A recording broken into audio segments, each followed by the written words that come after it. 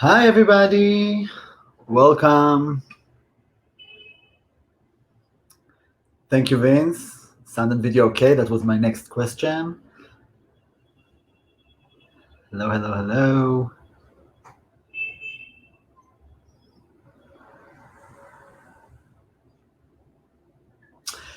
We'll give like a minute or two just for people to join. And then we will be able to start. We have a full agenda today. A lot of great updates. So welcome in the meantime, everybody.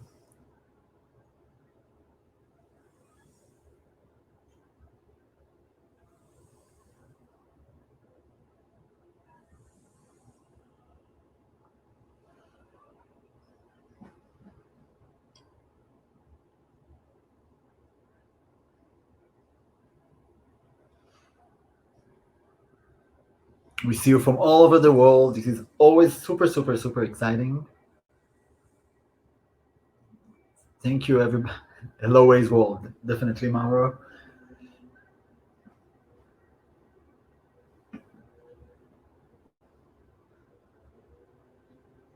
Perfect.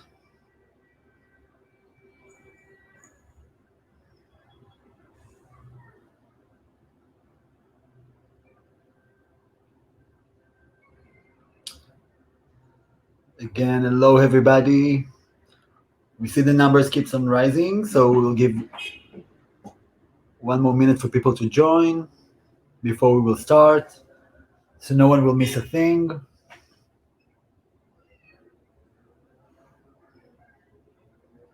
Familiar names. Hello everybody.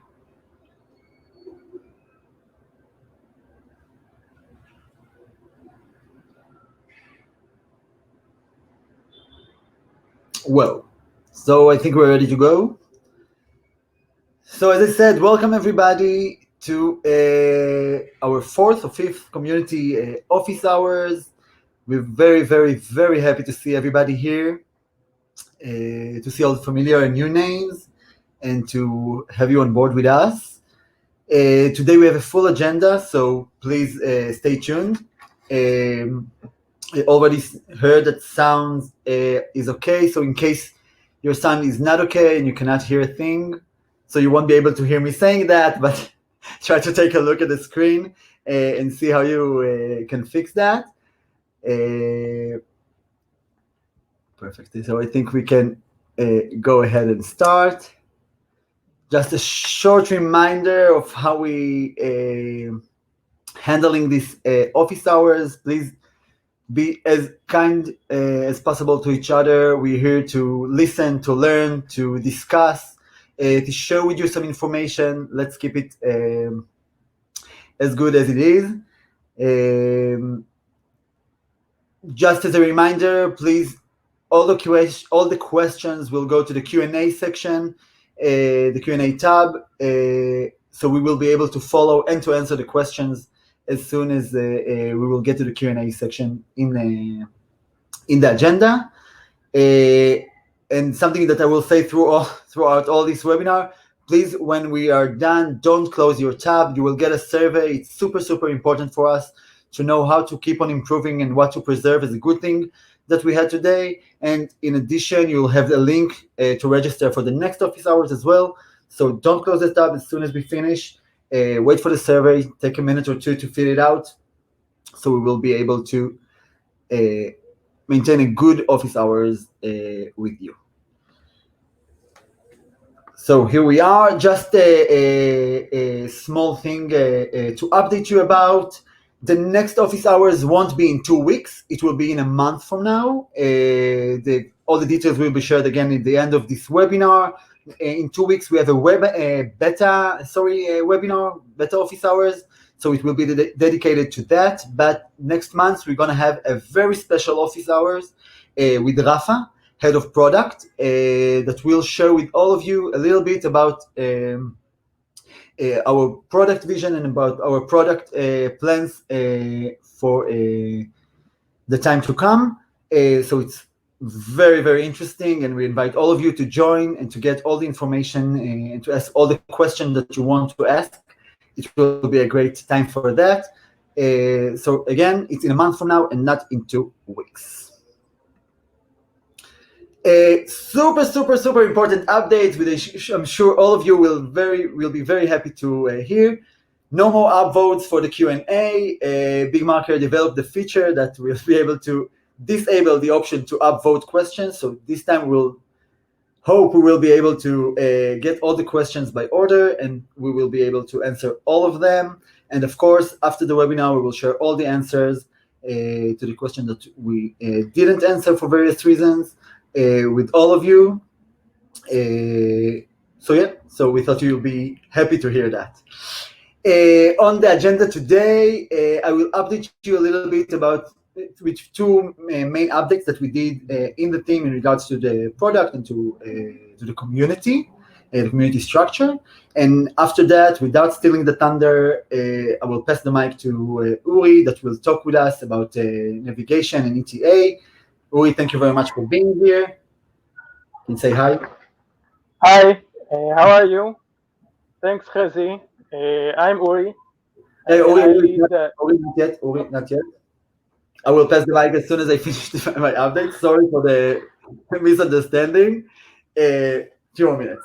So the first update that I want to update you about is the SLURs, the speed limit update request. Some of you have already seen the update on the forums. What we did, we actually, if you all remember, a big issue within the community, a long-time standing request from the community is to be able to set the SLURs by country and not by environment. If you want to see it in the WME production, beta, not to see it at all, it was something that we didn't have the ability to control by a country, and now we found a way to do it. So first of all, I want to inform all of you that in the upcoming days, we will bring all the SLURs into the WME production. We won't have it in beta only anymore, but now we give you the option to decide within your community if you want to be able to see the SLURs in the WME at all. If you want to see it, it will be in production, or you don't want to see it. If you don't want to see it, that means that the users will still have the ability to report the SLURs, but you won't be able to see it for various reasons. We know that some communities don't really think it has an added value for the users in their countries. We know that some of the countries think that it's not very useful the way it is today, which is also fine. So until we have a different solution, it's super important to say that we can change the configuration as soon as the community decide otherwise. So in the post, which most of you have seen already, please write if you want to see the SLURs or you don't want to see them at all. And if you do want to see the SLURs, you have the option to get a deletion of all the SLURs 90 days, older than 90 days. This is for you to be able to handle that and not have the map overflow with a update request regarding the speed limits. So it's super important for you to know, and all of the requests will be processed in the upcoming days. The next step for that, and that's something super important to say as well, is in regards to the stacking of the SLURs. Following the post, a lot of the community members have asked to unstack the SLURs. As you know, today, all the SLURs that are being reported on one segment are showed on the WME as one SLURs with an average of the speed. So we're now checking the option to unstack them following your request. And of course, as soon as we will have an update about it, we will share with you the update. The next thing I want to talk about is the community booster role, which was just launched today. So in case you didn't see it yet, community booster role is a new role that we've launched within the community. You can see it in the official announcement forum, in case, again, you missed it. This is super exciting. In general, about the role, so basically it's a community booster. It's an editor that from one country that helps to build a new community in another country. We know that there are some countries which are lacking community. The community is not strong enough, or they don't really know how to unite themselves around the Waze map, the editing, everything that is related to the Waze product. So we know that today we have existing boosters, which helps us to develop communities all over the world, but we want to make it official in a way of saying, first of all, thank you to all of the boosters that was doing a lot of efforts to develop new communities around the world, and we offer you the option to register as a new community booster as a role. There are some criteria that you need to meet in order to suggest yourself for the role, which I will talk in a few minutes. Basically, this role has two goals. A short-term goal is to have an initial growth of the map development in the boosted country, so in the country that we want to help to. And the long term is to really build a stable community, independent community that will be able to behave and run the map as you all do it in your own countries. Regarding the requirements, so a booster has to be a level 4 and above. We do believe that the level 4 and above have the enough experience to go to boost the country, to be familiar with Waze map, Waze editing map, the editing of the Waze map, and the product itself. This is some of the skills that we are looking for, of course. So first of all, we want to know that this booster has what we call soft skills, ability to communicate well with the new community, to have the adaptivity to approach different cultures, because we know sometimes things are different from one country to another. He needs to have a strong leadership abilities, as I said before, high editing skills, and of course familiarity with the rest of the Waze aspects and the different aspects of the product itself. And we also think that a little bit familiarity with social media is important in order to expand the reach of the community outside. Regarding language, so we do think that for this role, English is essential. First of all, to communicate with the team, and second of all, to communicate with the new countries, which we are not always familiar with the different languages.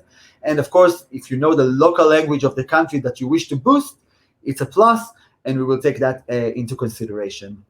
Last thing about that before I finish, so about the nomination process, we do think that a community booster needs to nominate himself, because he needs to have something from deep inside, any kind of connection to the country he wants to boost. He needs to explain to us and share with us why I think he can be a good fit for the role. It's not an easy role, so we really do think that if someone feels that he wants to take part in it, he should nominate himself, and you are more than welcome to do so. Each nomination will be open to a feedback cycle, because we want to hear from a different community members, a little bit feedback about the nominee, to know exactly if he fits the criteria, if he has skills, if he have what we think is needed for the role. And last but not least, but the community team will approve or not approve nominations. Of course, we will explain if someone is not approved, we will explain and give some tools to maybe develop for a future nomination. This is it about that. So it's super exciting. It was shared with you today. Take a look at it. Think about it. Share your comments. Share your questions. We will answer everything. Of course, it's not here to replace any of the existing boosters that we have, that we will be continuing boosting new countries and the countries that they are boosting already. And we say a big, big, big thank you to those boosters. And that's it. At the end, again, you can ask, of course, questions regarding those two topics that I just discussed. And with no further ado, Uri, the mic is yours. Thanks again, Chezi. So again, I'm Uri. I lead the routing team, and before I will answer your questions, we wanted to update you about the efforts that our group is doing regarding ETA predictions. So I'm going to talk about our speed prediction improvements in the last few months, or how we could not predict the coronavirus. So let's start with how prediction works in Waze. Well, the routing server has some knowledge about what he thinks would be the speed of any segment at any time of the day. But of course, not every day is like every other day. So Sunday behaves different than a Tuesday. So when a service starts up, it asks itself what day it is, and it has one of 13 day types to choose from. It's either 5 regular working days, Monday to Friday, or 5 days, which is called summer days, which is standing for the summer vacation days, where we know that traffic behaves very differently than when it's not a summer vacation. 2 weekend days, Saturday and Sunday, and one holiday. And when the server comes up, it asks itself whether it's a holiday or whether it is a regular or summer day type. And when he decides which day type it is, it looks a few days back. So if the last few days were summer days, then it will load the Monday of summer. If it looks like a commute day, then it will load the regular day. So how do we build those 13 models? So at the end of each day, we take all the speeds that we gathered along the day and we compare it to our current models. We try to match it to the closest data that we have. Then we try to decide which kind of day it was. So we might have thought it was a summer day, but since it behaved like a regular day, then we will add the data to a regular day and not a summer day, even though that's the guess that we made in the morning. And after we choose which day it is, either regular, summer, or vacation, we update the selected model with the new data. So this strategy has a few features and a few limitations. Since it has a separate model for each day of the week, we can think about how traffic changes between the days of the week. Maybe at some places, a Tuesday is different than a Monday because there's some other schedule for the people who live there. So we minimize contamination. So a Tuesday will not affect a different day of the week. The downside of that is that if there is a change of traffic behavior, it can take a few weeks to show. So that's how we lived for a few years, and then came the coronavirus. Now, the coronavirus changed the traffic behavior instantly in many places around the world. And what we saw is wherever there's a lockdown, our model looked very much like vacation.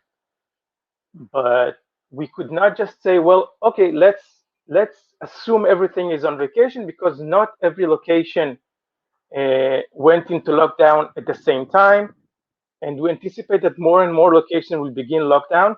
So we needed something heuristic that will help us decide for each region which kind of model it is. But we know that it is going to there is a chance that it will enter a lockdown, and then we could use the most similar model, which is the vacation model. So the first thing we did was to change the code which predicts which day it is to be much more aggressive towards vacation.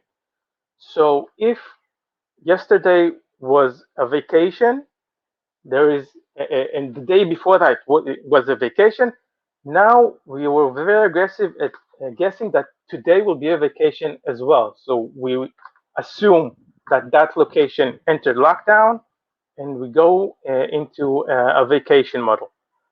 Furthermore, to prevent contamination of our regular models, we segregated the regular model that we had and saved it aside to prevent the coronavirus traffic changes to contaminate our regular models. So that's the actions that we did, and we figured that there will be traffic behavior change for the short run and also for the long run. So what we thought was that our users will be very understanding entering the coronavirus, that our ETA is no good, and they wouldn't care so much because most of the roads are freer than usual, so they'll get sooner. But we also knew that when lockdown will lift, they will be much less forgiving if they need to go to work, and we don't know about the traffic jams that there are there every morning, and we give them too optimistic ETA. So we know that we can't wait for things to happen. We need to plan ahead and improve our heuristics to also fit places where lockdown is getting lifted. So we looked at our assumptions and we understood that traffic changes will be much more dynamic than what our old method allowed for. So what we decided to do is to drop the weekday model and let models learn from each other. Every day can learn for other days. So instead of having 13 models, we're going to look at the weekdays versus weekends and versus vacation and hold only those 3 or 4 models. And that will allow us to show traffic behavior changes in days instead of weeks. Another thing that we guess is that although things will get back to normal at some point, the new normal might very well be different than the old normal. People under this strange state will probably change their behavior. People will maybe take less public transportation, maybe more traffic transportation, and things will change. So we need to be very aware of that and be much more dynamic going forward. So in the past couple of weeks, we did deploy this new model, and we already see places where this new model behaves much better. And you can see here in the graph where the old summer model versus the new summer model, the number of bad ETAs, which is the blue line, is much lower, and we expect to see this kind of behavior across the board. So that was my few minutes about our ETA predictions, and now we can go to our Q&A. Chezi. Perfect. So thank you very much, Uri. Of course, stay with us because there are a lot of questions for you as well, as I could already see. As a reminder, guys, as soon as we finish with the Q&A, please do not close the tab of the webinar. You will get a survey, which is super, super important for us for you to answer. And you will also get the link to register for the next office hours. So don't close the tab. And I think we're ready to start with the Q&A section. There are a lot of questions, so let's start. For gas stations without a parking lot road, the entry point is by the road segment. Will it be pickup that you are in the area? For me, the vehicle icon is just staying on closest segment, so the in-app payment does not appear. Okay, so regarding the payment about the gas stations, so we're currently doing a lot of work around all gas stations to make the polygon as accurate as possible. So as soon as you will get into this polygon, you will be able to pay. You will be able to pay to use the app payment, and the navigation system won't think that you're still on the segment. It will also help us that if you are on the segment, you won't have the option to pay, or you will get a pop-up that will suggest you to pay through the app. So it's currently working. It should be improving, like every day moving forward. It will get improving more and more. If you're experiencing any issues with that, please let us know. Just for those who don't know, so today in the USA, we are able to pay through, we're trying to pay to make an app payment in gas stations. So this is the context of the of the question. Sorry. Okay, next question.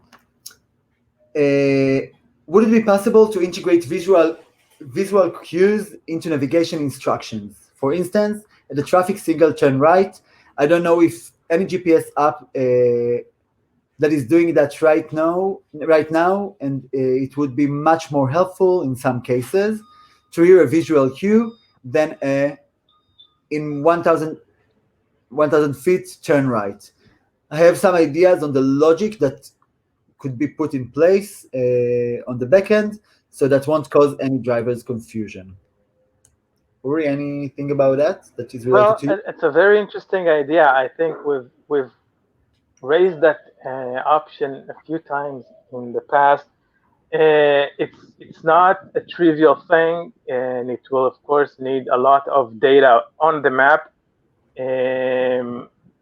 So that's something that we'll need to ask the product whether it's any priority.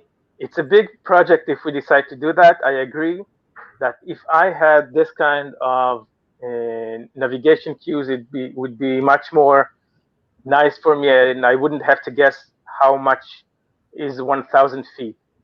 I agree. Okay, thank you. Next questions. For when I have had the Exxon gas station area place that I'm in the gas station, the link in the App Store does not work. Okay, so this is something that we need to check, of course. We won't be able to answer like that. Please share this question with your community manager, and we will take this question from here and try to figure it out, but it will be great if you can share this question again with more details on when and where it happened. So we will be able to check if it's like something unique to you or is it any general thing that we cannot provide or any general bug that we have. So it will be helpful to share it with all the relevant details. Next question. We have serious problems in Finland about speed limited vehicles that ruin the speed data and therefore routing. We have seen lots of drivers going 40 on a 80-kilometer zone daily, and just wondering that the 80, which one is most likely filtered away. What can be done about this? So I'm trying to understand the question. What we have currently, when we check the data, we throw away what we call the outliers. So if everyone on the road is driving 80 and someone drives 160, it won't be counted for the average. Now, what I'm hearing from you is that perhaps most of the drives there are 40 and one does 80. Well, there is no way for us a priori to know that there is this outlier thing, because for what we know, maybe there's a pothole there and no one can go to 80, and there's one motorcycle there which drives through the potholes. So if there is something specific, I suggest that you show the examples to the community and we'll investigate it from there. Perfect, thank you. Next question. Does a geo node, which is the midpoint of the segment, not the junction node, affect routing? Editors had used it for microdog legs prior to turn instruction override, but it has been used for some lane guidance for offset streets. Would setting this up harm the routing in the app? Well, we would like to aim to have as few segments as possible on the map, because our graph algorithm doesn't care if a segment is 10 miles or 10 feet long. It is one segment. So in theory, we will find a route much quicker on longer segments than on many short segments. So if there are redundant segments and you can merge them, it would only do good. Okay, perfect. Next question is, at random times my little car icon disappears. Why does that happen? We need more details, I think, about it to check that. So again, if you can share this question with the community manager, maybe try to explain exactly when it happens. It will be easier for us to answer. So sorry, we cannot provide answer right now. Next question, Uri, I think it's for you. Is again, it's how often are Waze recalculations recalculating? Sorry, the route and trying to find a better route for driving. Well, it does. We recalculate the route periodically. What we do is some of the time we check the current track to see if there are no changes on this route, and every other time we check if there is a better route. It's something that we always strive to improve. We have multiple ideas on how to do that, but from what we currently have, it's every few minutes, I'd say, I think 5 minutes, there is a recalculation from where you are currently to your destination, and we compare the route that we found to the route you're currently on. If there is major changes, then we will reroute you. Okay, perfect. Does a highway segment's city affect routing? Not Yeah. if it's city attribute, I think that's the question. Well, no, it might affect search results. Search results are do look at the city attribute. When the rubber touches the road, we don't care about the street's city. We do care about this the street name, but only compared to the previous and next segment, because we try to get you to stick to a street and not get off and on it. So that does affect something, but the street name, the city attribute is not in use when choosing a route. Okay, perfect. Most of the roads include beta in their name. Well, that's a feature for our beta community, where we prefix our street names with beta if you are opted in as a beta user. So it's not actually a beta street name, it's just a street name. But once you select to be a beta user, this is the way to show you that you are in beta mode. So when you want to compare this to production to see if if the problem you see is beta only, so you will know visually that you're in beta mode or not. Okay, perfect. Next question. When is Waze gonna wake up to the fact that only having fastest route, no matter the cost, option is becoming a burden in today's worldwide aim for minimize CO2 emissions? Does Waze have any plans on implementing eco-friendly routing? Current routing is just ridiculous, although in environment point of view. Anything you know about it, maybe, or? Actually, I can say that we have had in the last 2-3 years, we've had features which are focused on environmental features, like supporting criterion ZTL. So we do have this in our minds. We do what we can. Adding environmental heuristics into the in our routing algorithm is not in the near future, because it is a complicated question. It has a lot to do with the kind of car you have, your driving behavior, which is outside of the routing, outside of the route that you use.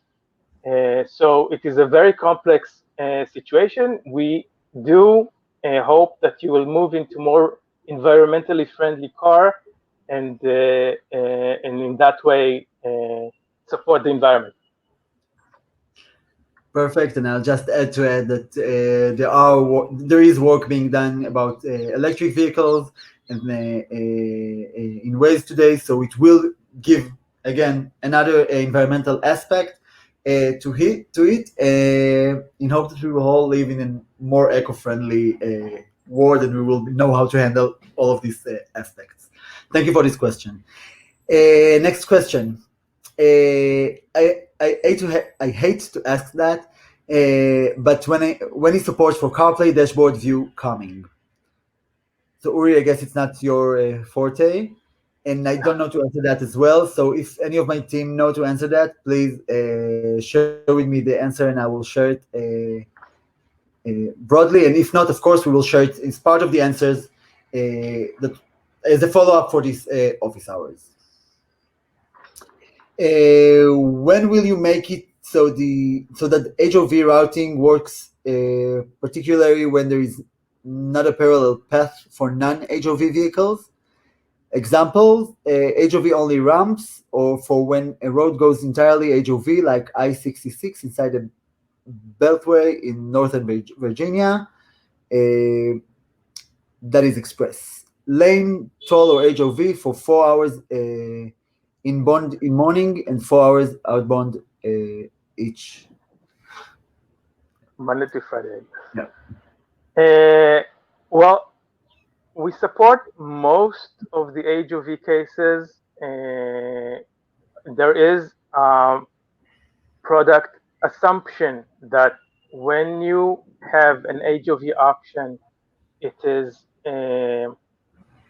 paired with a non-HOV option.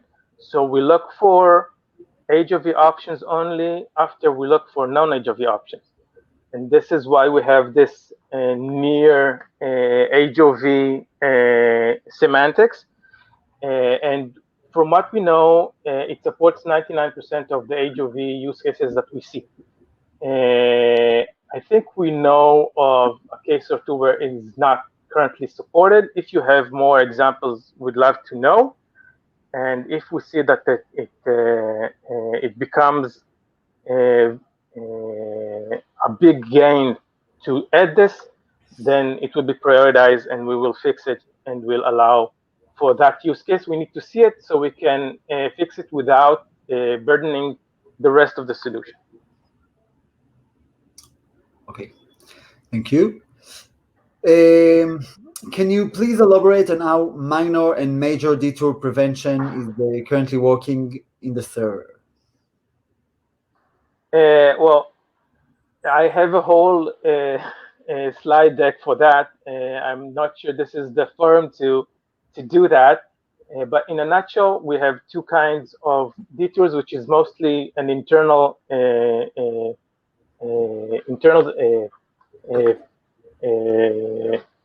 choice, where some of them we implement as penalties during finding a route.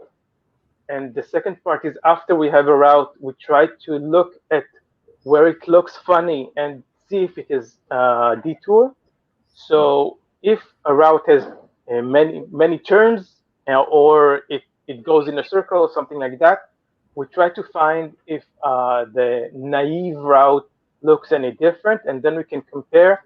And if the gain is not high enough, we can remove that detour. Every strategy has its ups, its minuses and pluses regarding the strain on our servers versus what happens if many detours get truncated from the best route. So this is a whole course that we can have maybe in some other community hour session. Okay, so I hope it answered. And again, if you feel more interest, that you are interested in that more, and we might be able to do another office hours with Uri and have some more details about that, what we can share, of course. So let us know, and we will do our best to provide you with the information and the data around this topic. Next question, Uri, you can rest now. Next question is for me. Will the SLURs becoming faster then? Currently, there seems to be a few days delay before they appear. It is also confusing when they appear and have 2 to 3 different speed displayed. The query about the speed go to all submitters or just one? Are there for both directions? So generally saying about the SLURs. Actually, I was not familiar with the fact that it appears in a delay in the WME. This is something that we will check, and I will get back to you in this regard. Regarding the directions, so usually the SLURs are only for one direction, the direction that the segment is on when the user is reporting the update request about the speed limit. And regarding the showing 2 to 3 different speed displays, this is exactly what I talked at the beginning about the unstacking. So now when it's stuck, you get all of the speed limits displayed to you in one update request, which really we understand that really cannot help you to know exactly what is the right speed limits for various reasons. Maybe it's someone that wanted to report it in a segment before, mistake in using the app or anything like that. So this is what we are looking on regarding the unstacking of the SLURs. As soon as if we will be able to show it in the WME as unstacked, you will see all the update requests as separate, each with its own speed limit reported, and you will be able to decide which speed limit you think is the right speed limit that should be shown and displayed. Next question. How does the major minor highway with a lot of PLRs impact routing? For example, a road with a lot of shopping centers, parking lots, gas stations on either side. Okay, so I've partially answered this question before. So as I said, the more segments we have, the more latency we get trying to find the route. But that being said, if there is a reason for these roads, then don't take that latency issue into your consideration. If the reality forces us to find some other solutions, we will. Don't let the map confuse us. For example, I can talk to you about what we did with walking segments, which in the past used also to cut the segments into parts. And currently, because we went into the carpool solutions and we foresaw that more and more walking trails will be part of the map, so now they connect to the segments as virtual nodes, and we might think of a similar feature regarding parking lot roads, which will offset the problem that you're talking about. We're not there yet, though. Okay, thank you. When can we expect to have a solution for private installations that have different entrances for residents and visitors? Uri, do you know something? Well, I can. We can, given our current solution set, we can think of things to do, such as having implemented as permit for your resident entrance. We're not going to have a generic solution for that anytime soon. And the reason is that it does not affect most of our users, and we have things which are much more in higher priority to get into first. I think you can consult with your community manager on how we can leverage our current solution to fix the problem that you're seeing. I think you can do that. Perfect. Thank you for that. Next question is regarding the boosters. So is there a list of countries that require help? I want to help, but some countries need more help. That's interesting to know. So at that point, we decided not. First of all, I guess like most of you familiar with the names of the rest of the community, with the communities that are on the Waze map, that you're familiar with names, with questions, with you met them in different meetups or just like here in the office hours and things like that. So for now, we decided not to publish a list of countries that might need to have a booster, as we do want to have people that have a relation to some of those countries. So if you know that you have any kind of relation to different country than yours, and you think that you might want to boost it, you can always reach out to us, ask about this country, ask to see maybe there's a booster there already, maybe there's no one there, and maybe the help is required. So if you feel that you want to do somewhere and there's like a country you want to boost, reach out. We'll give you all the information. From now, we don't want to publish a list of countries that we think that needs to be boosted. Are you making progress in fixing routing times out for destinations when there's no easy straight path? Examples are crossing the large lake in the US Great Lakes, crossing a mountain range where there are a few crossing, for example, in the US mountain range in the west. Well, we constantly think about ways where we can improve our algorithm. This year specifically was announced as an arc reset year, where we can think about our resource usage and, of course, latency. And we're making slow but steady progress. We have some new features that will have large impact on the routing as a whole, and we hope that it will help that as well. The use case that you talk about are indeed problematic for our current solution, and it is always in the back of our heads. And there are places where we have thought about workarounds, and there are places where it's still difficult. And I hope that as time progresses, we will fix more and more of those cases. Perfect. Thank you. And again, if there's anything specific about a specific path or something like that, you can always share this with us, and we can check that, of course. Next question is one holiday day. How is the list of holidays per country is populated? Is it automated? I'm not sure that it is fully automated. There was once a procedure where we made a provisional list and then we showed the list to the community, and you approved it. I'm not sure what's the current situation. We are working on improving that as well. The flow as it used to be was far from perfect and very work intensive. So automation is always good. The problem is when the data is not good, and we might get it wrong from importing the data from an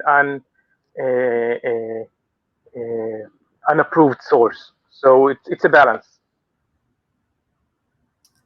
Great. And of course, if you see, I think it's important to say that if you see that there's like a misfit between what you, the holidays that you have in your countries and what Waze is treating as holidays, please let us know, and we will do our best to fix it and to make it as close to reality as possible. My drive sometimes lost in WME drives. Why it happens?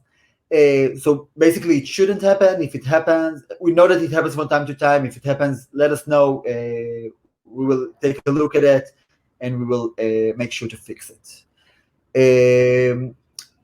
Next question is it possible for the Waze app to have a setting edit to ever remember your last known direction before exiting the app, so that we can reopen the app? It will know exactly the direction to route you, as opposed to the app waiting until it relocates you as you start to drive. Well, the last known direction is a known difficulty for the Waze app. There are always thoughts about how to improve it. I don't know of any plans to have the user edit as a flavor. I'm not sure how it will fix the problem, but you can suggest it to your community manager and we will pass it on to the product. Maybe they'll choose to implement that. Okay, thanks. So again, of course, you can pass, sorry, as Uri said, you can pass it to the community manager. and soon in the new suggestions box that we will have. So how do we know about the holidays of a country? Is there a place where it can be indicated? Or is there any list that we can share with the community to indicate those days so they will be able to know what we treat as a holiday or not? Sure, there is a list. It's not public. I think it can be quite easily be shared with the community. We need to do it through the channels. Okay, perfect. So we will check it offline if we can, what we can share and how we can share it with you. And if we will be able to share, we will share with you the list, so you will be able to check that and know, as we answered earlier, to see the fit between the two lists, like reality and the list. The Waze map in recent months seems lost GPS sync a lot more frequently than earlier in the year. I don't use CarPlay or Android Auto. Is there something that you are trying to fix? Well, it's not in my department, but I know that there are a few exciting improvements that are in the pipeline regarding GPS sync and finding your true location on the road. So stay tuned. Okay, perfect. And we will try to spare some more light on it when we will do the follow up. So we'll do our best to let you know a little bit more than that. Thank you, Uri. Sometimes the problem with communities is in leadership. Who can be contacted for that kind of problem? So each and every one of you have a community manager. If you don't know who is the community manager, you can always first of all see the list in the forums and try to reach out through that. Each and every one of you is allowed to reach out to your community manager. If there are any issues with your leadership, please let us know. It is super, super important for us to be familiar with the issues within the community. Of course, we will always try to mitigate, try to find what's wrong, what happened, how we can solve any kind of problem. We do believe that at the end of the day, all of you are part of the community. All of you are here from your own willing, and everybody wants to enjoy the community life around it. So if there's any problems, let us know. Community managers always. If there are few leaders in your community and you have some problem and you have a problem with one of them, you can always reach out to the other leadership, which we know to reach out to us, of course, and get us involved in case this is needed. I hope it answered. Next questions. Can you somehow summarize the okay, sorry, it's a hard word for me. Characteristic of a ramp road type in routing. Say, for example, a connection between two major highways. What are the advantage or disadvantage of using ramp over just connecting with another major highway segment? I don't have a list off the top of my head how ramp is different from a highway. There are differences. What I suggest, though, is to mark a segment as a ramp if it is a ramp, and mark it as a highway if it is a highway. If you have a specific question you'd like us to answer, I suggest that you send it to the community and we'll look into it specifically. But I don't have any specific advantages or disadvantages for a ramp. Just do what it is in the field. Thank you. So I'll just add to it that, of course, as always, we prefer the map to reflect reality at its best, like as close to reality as possible. This, of course, will give us the best routing that we can have, and will help you to do it easier in a way. Will we see a big difference of ETA changes as user? I think it's Not. a personal way of a user. No, sorry. Okay, answer. Sorry. I think I'm not sure what you meant. If you mean if we find that your ETA changed a lot during the drive, there is a balloon which says there is a delay in your route, or we found a better way. So there is communication to the user. if you meant if you will see a big difference in the quality of the ETA after our changes, I surely hope that you'll see only good impact when our changes will be rolled out. And of course, as always, if there are any issues with ETA as a user, let us know, and we have an amazing team that will take a look at it and try to find the best solutions. How often are satellite view images update? What can be done to increase the frequency? I have areas that are undergoing rapid developments. They haven't been updated for at least 4 years. So You know the answer? I don't know the answer, but I think it's related to the imagery that the satellite view image is related to the WME. I think it is imported from Google View. So we update as often as the Google Earth updates its satellite view. So it's kind of out of our hands, as far as I know. So yeah, so there's not much to do, and we depend on Google. Thank you. What value can junction boxes have in both ETA estimate and routing in general? Should the boxes be used more? Well, I can attest for the routing that what junctions boxes do is disambiguate routes which are valid from invalid, because when the junction is very complex, you might be able to get to a turn and we wouldn't know if you can take that turn or not, because it depends on from where you came from. So their junction boxes have a definite upside. There are also potential upside in the ETA department, because if you go into the junction from one location, you might pass it faster than if you come from a different location, and this also helps us disambiguate that. So we built that feature to be used. So if it makes sense, so feel free to use that. Okay, perfect. Next question, Alan. So, Alan, I'm sorry, I won't be answering now because I don't really know the answer for that. If you can, we will take a look at it again as a follow-up for these questions, but anything that's related to the gas stations and the payment, the app payment, please share, feel free to share any kind of questions as detailed as possible with your community manager in order to have us answer on that and checking that and learning from your questions and your experience on the road with that. We have 3 minutes left, guys, so it will be a 1-2 last questions, and of course, all the questions that we didn't answer, we will answer in the follow-up. There are a lot of questions today, which is amazing and very, very good, super important. Next questions. Is anything being down about route prediction at startup? For example, the recent decision on Reddit Waze, where Waze wants to go one way.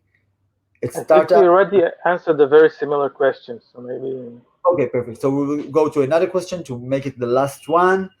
Very interesting how you provide ETAs. I found that the most time they are very accurate. Question is, why do you not have the Waze client automatically report to the server when their speed is not matching the prediction, and do real-time updates on ETA and update on the model for the rest of the day? Well, of course, we use the real-time updates continuously. That's a very important part of our ETA prediction. We have for the segments now, the most important data is how fast people are going there now. As time progresses, so we fall back to the historic speeds, and we have this decay formula to decide how much weight we give to what we call the real-time data, but this is definitely not something that we are ignoring. Okay, perfect. We have time for very last question. So for just a reminder, don't close the tab as soon as we finish this question. There's the survey and the link to register for the next office hours. So last question. For the planned drives feature, it would be useful for the routing server to consider scheduled real-time closures when calculating ETA arrive by time. This would be data intensive, so perhaps limit segment consideration to major or minor highway and above for scheduled real-time closures consideration. Well, we have serious thinking about integrating real-time closures as planned closures. It's not going to happen in the next few months, but it is definitely on the pipeline. I agree that it is very important for the use cases of future of planned drives, as well as carpool use cases. So it's in the works. Perfect. Good to know. So, guys, thank you very much for your time. Unfortunately, our hour is over, and I guess some of you need to go back to your family and house and work, maybe. Thank you very, very, very much for everyone that was here and for your attendance and for all of your questions. This is super important. We wish to answer all of those on time, but again, the question that we didn't answer here or the question that we say that we don't have the answer now will be answered in the follow-up, so stay tuned for the follow-up. I urge you all to go also to the official announcement forum to look at the boosters that we talk about. I want to thank Uri for the great time and the great presentation and answering all these questions. This is super important. I think navigation and routing in general is something that the community, of course, cares about a lot. So thank you very much for being here and thank you very much for your time. Thank you all for coming. And this is it. So please, again, don't close the tab, answer the survey. Thank you very much for your time. And we'll see you soon in the next office hours that we will have. Bye. Bye-bye.